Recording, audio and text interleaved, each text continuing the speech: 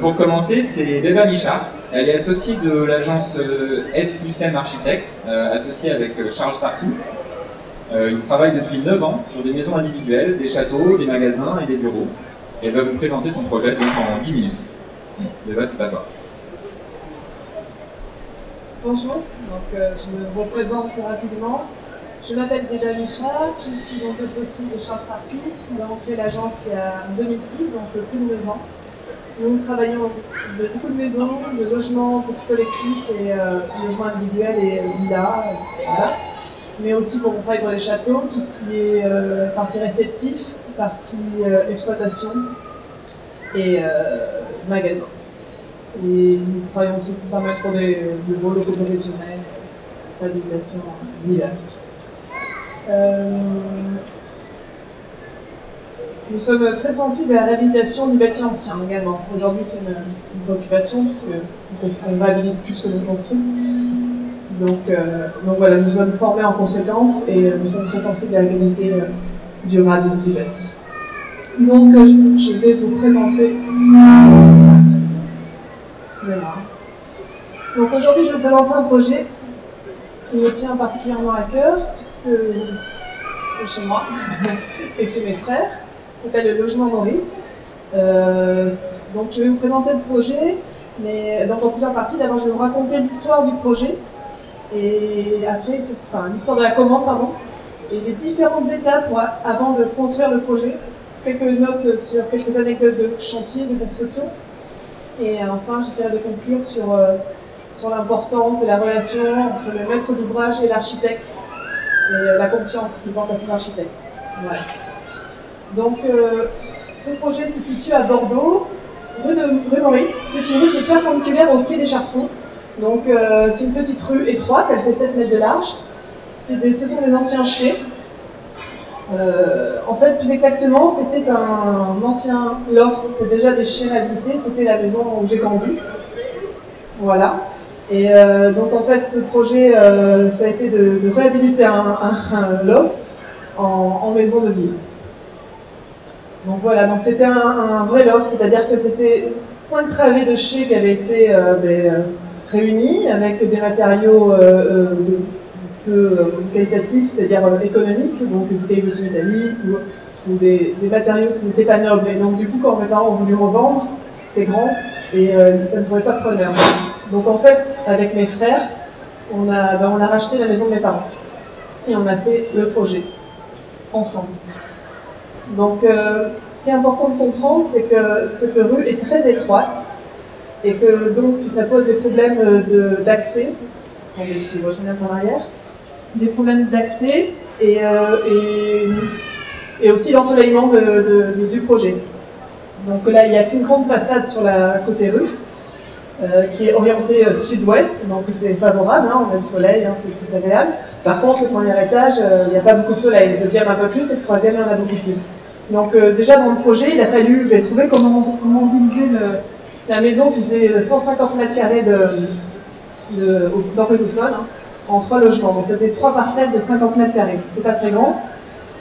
Et parce qu'on ne pouvait pas diviser horizontalement, c'est-à-dire qu'il y en a un qui aurait toujours le premier, le deuxième, le troisième, parce que ça devrait dire que ça va être équitable. Et donc quand on fait un projet avec ses frères, il faut que ça soit équitable. Donc la solution, ça a été de diviser en longueur ce bâtiment. Donc voici la coupe du projet. Donc la réalité, ça fait que 8 mètres de profondeur par 6 mètres de large, donc c'est très petit. Et la façade en pierre qui était existante devait être conservée parce qu'on a un bâtiment qui n'était pas un bâtiment avec des modélisations qualitatives d'un point de vue architectural, mais quand même qui était recensé. Donc il fallait conserver la façade, mais on avait le droit de la modifier, de la réinterpréter. Donc le parti pris était de conserver la façade, de la trouer, on va dire d'agrandir les ouvertures existantes, et de venir travailler en retrait de cette façade sur rue, avec une deuxième façade, et là on pouvait complètement être libre des niveaux, et donc on n'était pas contraint par la hauteur des fenêtres d'origine. Donc là vous voyez sur la coupe, la première façade, la deuxième façade pour le premier et le deuxième étage.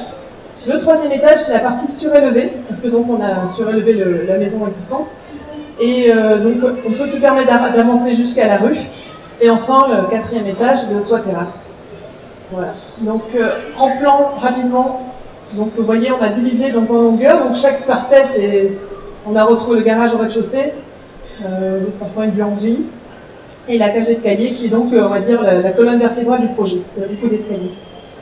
Donc là, des plans aménagement intérieur. Premier étage, c'est la chambre des parents. Deuxième étage, la chambre des enfants. Et troisième étage, l'espace de vie avec la cuisine. Quatrième niveau, c'est la terrasse. Donc les étapes pour avoir un projet, pour réaliser le projet, la première, c'est avoir le permis de construire.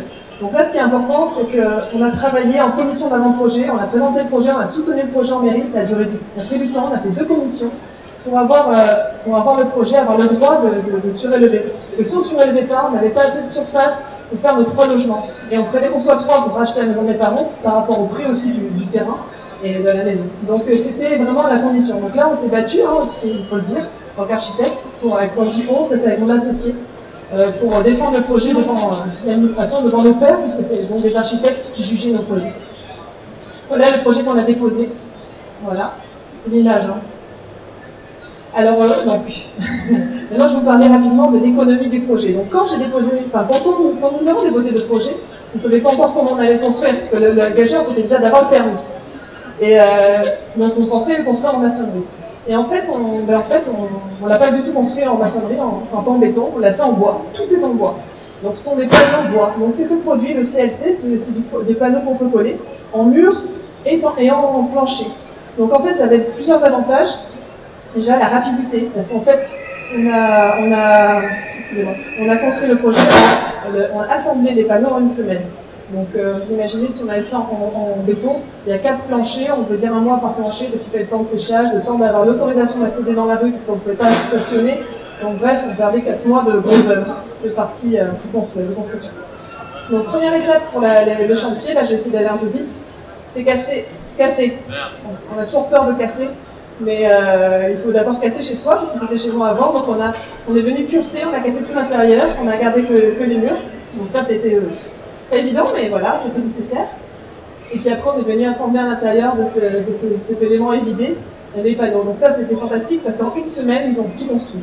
On avait qu'1 semaine pour le faire puisqu'on avait l'autorisation de bloquer la rue qu'1 semaine. Parce que bien sûr, rien n'est simple. Hein. Voilà, donc ça, vous voyez, là c'est l'aspect brut. Hein. Ensuite, une fois qu'on a eu assemblé les panneaux bois, on a fermé donc, les fenêtres. Voilà. Et après, on a retravaillé la façade en pierre. On l'a complètement tailladée pour la réinterpréter, lui donner un aspect plus contemporain. Voilà, donc là, c'est la phase intermédiaire. Et après, on est venu rhabiller l'étage, le dernier étage, la surélévation, avec une façade en béton préfabriqué. Voilà, donc là, vraiment, on a un rythme qui est créé, qui se retrouve sur la façade. Et là, la 5e façade, pour nous, on va dire la 2e, parce que techniquement, il n'y a qu'une façade sur rue, puisqu'on a des voisins tout autour. La 5e façade, le toit. Donc le toit est très important puisque c'est vraiment notre jardin. On n'a pas de jardin, donc nous on a un toit terrasse on voit la Garonne, donc c'est vraiment le plus. Voilà, le projet réalisé aujourd'hui. Donc ce qui est important de comprendre, c'est que c'est pas évident de surélever comme ça dans un centre-ville. Déjà, c'est pas évident de trouver des solutions techniques pour le faire. Mais c'est pas évident aussi de trouver l'aménagement intérieur. Parce qu'en fait, la problématique, c'était de faire une maison pour ma famille, donc on est 4. Une maison pour la famille de mon frère le plus âgé, ils sont 4. Et une maison pour mon autre frère, il lui a que 21 ans. Donc il n'avait pas les moyens pour emprunter. Donc là, il fallait faire une grosse colocation qu'il puisse louer. Donc en fait, on a réfléchi vraiment à un plan qui soit un peu générique, où chacun peut s'y retrouver, où chacun peut aménager l'intérieur comme il veut. Donc on a fait ensemble l'enveloppe extérieure, ce qu'on appelle le hors-de-hors-d'air dans notre jargon, c'est-à-dire les murs, les fenêtres, le toit, et après l'intérieur, chacun a fait ce qu'il voulait. Donc bien sûr, on a mis en commun pas mal d'éléments, mais chacun a choisi la prestation finale qu'il voulait, c'est pour ça qu'on a une différence de prix suivant les maisons. Ça c'est l'entre-deux entre la façade sur rue en pierre et la façade arrière en longue vitrée. Et voilà, là c'est le toit terrasse. Donc là on l'a traité comme un seul élément, bien que chacun soit chez soi, on a chacun notre maison, mais le toit on l'a traité comme on a fait un grand caillebotis pour donner une unité à cet ensemble. Voilà, donc très important pour sortir sur le toit, il fallait que ça soit facile de monter facile de pouvoir aller déjeuner sur le toit, dîner sur le toit. Donc il fallait pas avoir à se baisser. Vous voyez, quand on a souvent une fenêtre de toit, on doit se recroqueviller. Donc là, c'était trouver la solution pour sortir sur le toit facilement. Donc là, on a dessiné avec l'aide d'un artisan passionné. C'est comme une cambuse de péniche en fait. Donc le toit, ça s'ouvre, on sort et on ne se baisse pas. Et donc c'est très important que les escaliers et l'accès au toit soient confortables, puisque le toit, c'est notre jardin. Donc il faut qu'on y aille facilement. Donc voilà, donc il y a beaucoup d'escaliers, puisqu'il y a 4 escaliers par maison, 3 maisons, il y a 12 escaliers, donc c'est un lot important. Donc ça aussi, tout ça c'est dans l'économie du projet, on a travaillé ensemble. Le fait d'être ensemble, ça nous a donné une force de négociation et de choix des matériaux. Là, juste quelques photos d'intérieur. Là, il y a des prestations intérieures. On a gardé la surface, on l'a peint. Vous voyez, c'est en bois, donc on a de l'économie. On n'est pas obligé de faire un faux plafond, puisqu'on ne peut pas dans le bois. Et le sol, par contre, on a mis un plancher. Là, l'autre version, mon frère qui a moins de moyens, mais lui, il a laissé le bois brut. Il n'a pas peint, il l'a gardé au sol et au plafond. Donc, il y a une vraie économie intérieure de budget. Voilà. Donc moi, ce que j'invente, juste pour conclure, ce projet était réalisable, c'est réalisé pour plusieurs raisons, mais déjà parce que les maîtres d'ouvrage avaient confiance en nous, donc, parce que bon, même si c'est pour moi, je l'ai fait avec mes frères, il fallait quand même qu'ils aient confiance en moi, et ils avaient cette confiance. Et aussi, parce qu'on était 3, ça veut dire que comme c'est de la réhabilitation, il y a toujours des problèmes, il y a toujours quelque chose. Là, vous voyez cette photo, il y a une cheminée qu'on a dû rehausser, c'était la cheminée du voisin, parce qu'on est un peu plus haut, donc il fallait qu'on améliore, il ne fallait pas qu'on l'empêche d'avoir un bon tirage pour sa cheminée.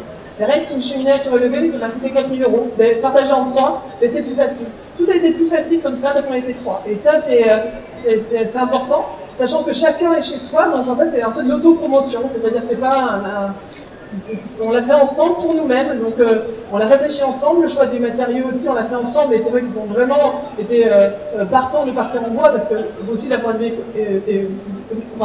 développement durable, et du coup tout le monde l'a porté, et c'est pour ça que ça a été réalisable.